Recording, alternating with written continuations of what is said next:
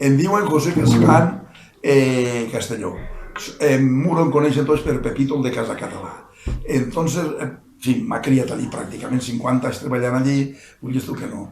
I més o menys estic ara en companyia d'unes persones molt simpàtiques que estan fent-nos unes entrevistes per recordar coses velles. En l'anterior entrevista, la meva companyera Txelo ha contat una anècdota i jo me n'ha recordat també, perquè el vaig dir que mon pare havia tingut sort en la guerra, eren també rojos tots, eren republicans, i ella mateixa ho ha aclarit. Son pare el van agarrar després, el van tancar en la presó, perquè havia combatit a favor dels rojos. I mon pare va tindre la sort, que crec que ho vaig dir l'altre dia, de que el van ferir i va vindre a casa.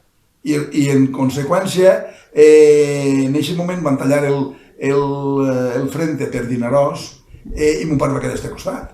I resulta que, clar, li va tocar el temps d'anar a la unitat de Txelo, que estaven tots els de Muro, estaven allí en una unitat, i li van dir, no, espera que ja t'avisarem a l'Ajuntament.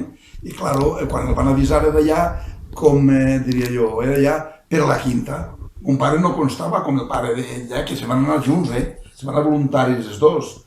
Pues no constava com a voluntari, constava com a que havia anat a la quinta. Entonces es va lliurar d'anar a la presó, saps? I jo moltes voltes li gastava la broma a mon pare, decía, pare, a l'abuelo li costava alguna gallina la influència i coses d'aixes.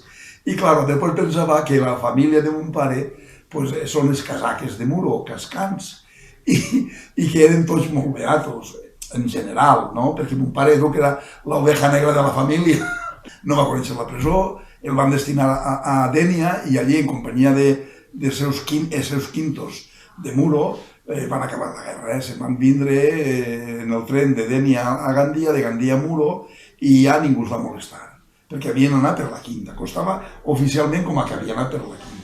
Però el que he dit en el sentit de menjars i coses és molt de veres. Son pare era una persona molt emprendedora i clar, el que diu, ella feia cartutxos de paper, paper d'estrassa, feien moltes coses i de veres el que ha dit antes també Juan, que ell acabaven fent un cucurutxo de lo que fora i això me'n recordo jo també de que quan anàvem al cine xicotets que li diem a la persona de Timaria, posa'm uns cacau i tramussols. I feia un cucurutxo, ens posava el cacau i tramussol i nosaltres a menjar. Totes aquestes coses són boniques